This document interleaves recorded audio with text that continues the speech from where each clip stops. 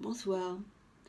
Je suis très heureuse et émue de prendre la parole après Suzanne Vial, que j'ai rencontrée à plusieurs reprises lorsque j'assurais le secrétariat de l'Union sous la présidence de Monique Meusburger. C'était dans les années 80-82.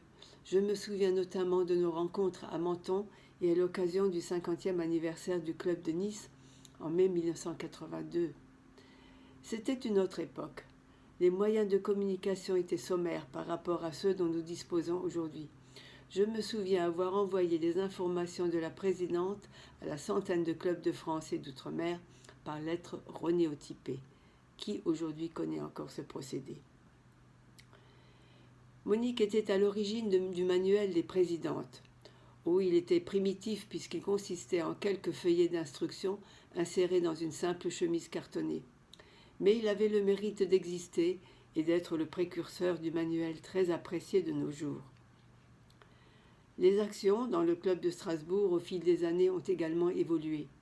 Il y a une cinquantaine d'années, elles étaient constituées essentiellement de dons versés à des associations caritatives.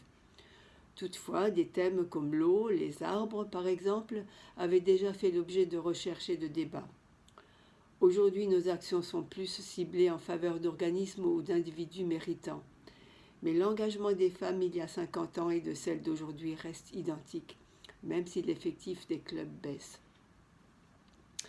Ce qui est très important et ce qui m'a toujours plu dans notre mouvement, ce sont les rencontres qu'il est possible de faire avec des femmes de tous horizons dans le monde entier, à condition d'accepter de participer à des manifestations suroptimistes nationales et internationales. Et elles sont nombreuses. Bien sûr, cela a un coût, et il est donc impératif d'attirer l'attention sur ce point de tout nouveaux membres. Je vous remercie pour ce moment exceptionnel et je vous dis au revoir, quelque part dans le monde.